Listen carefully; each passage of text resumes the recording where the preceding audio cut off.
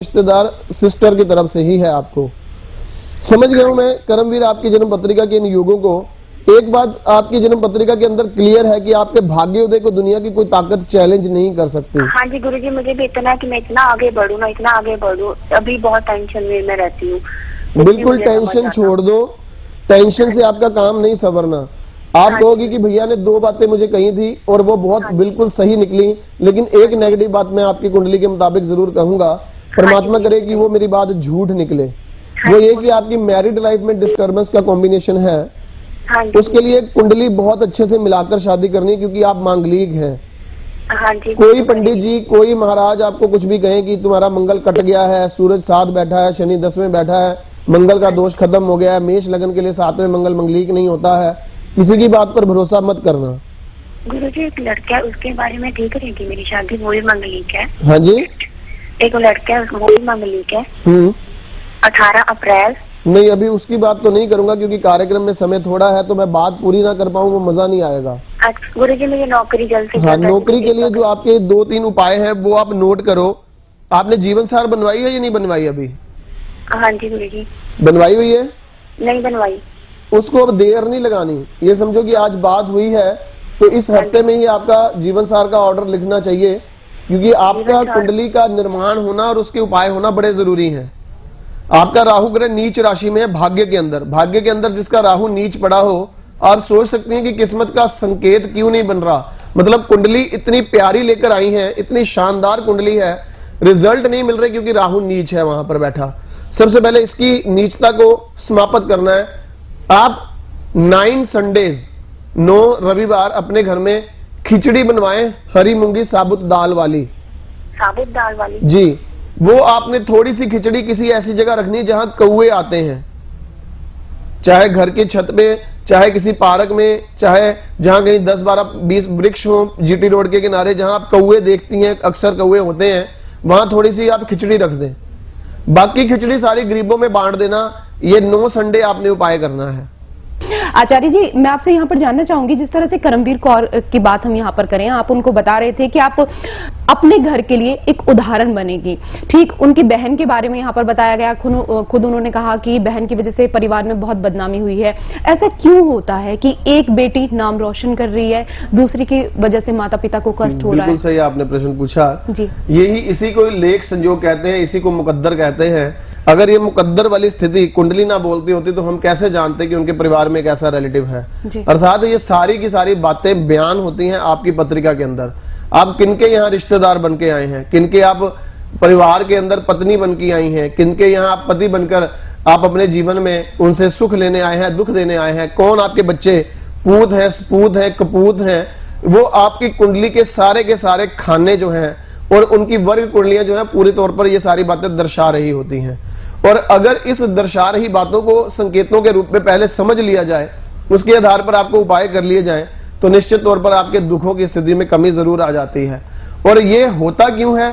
इस सारे के सारे कहानी के पीछे है आपके पिछले जन्मों के कर्म। आपके पिछले जन्मों के कर्म आपके इस बार के प्रारब्ध बनकर आए हैं, जो आप जन्म कुंडली के तौर पर भोग रहे हैं। और इस बार जो आप अपने कर्म फ्री विल के अकॉर्डिंग कर रहे हैं, वो अगले जन्म के प्रारब्ध बनेंगे। इसलिए अपने उपायों को, जिसे हम सत्कर्म कहते हैं, सत्कार्यों के तौर पर अगर आप निपटाते हुए अगर अगले जन्म का प्रारब्ध सुधार लेंगे और पिछले जन्म के जो प्रारब्ध के रूप में आप इस जिंदगी को दुखों से झेल रहे हैं, उसको आप अपनी रेमेडीज के द्वारा शांत कर लेंगे, तो मेरा पूरा वायदा है आपको कि आपको खुद फर्क महसूस होगा कि हम जिंदगी बेहतरीन ढंग से जी पा रहे हैं।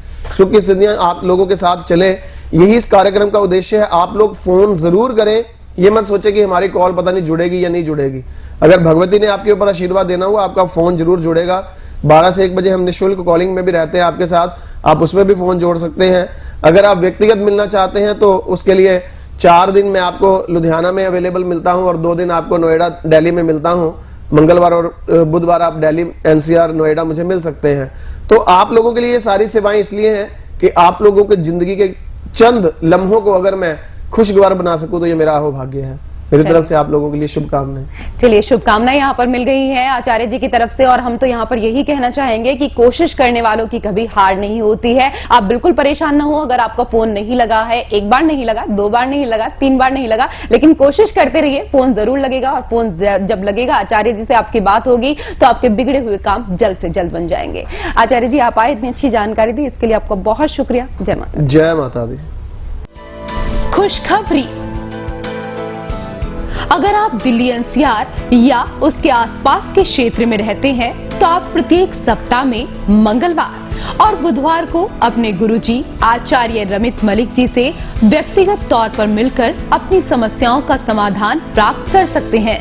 तो देर न करें, आज ही अपॉइंटमेंट के लिए संपर्क करें 0161 5055 455 और 0161 5055 466 पर 0161 508 0070 और 0161 508 0090 पर।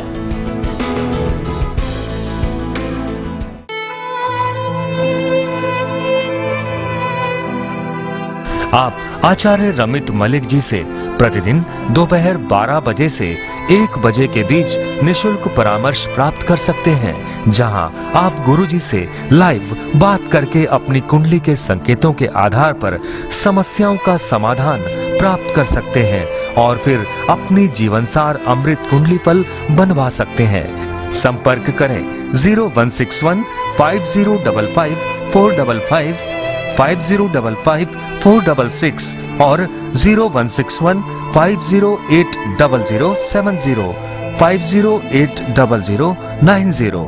दर्शकों, हमारे पंजाब और दिल्ली में जल्द ही होने वाले समागम की बुकिंग शुरू हो चुकी है। आप भी पहले आए पहले पाए के आधार पर जल्द ही अपनी सीट बुक करवाएं। रजिस्ट्रेशन के लिए संपर्क करें 0161 5055 455 5055 466 और 0161 508 0070 508 0090।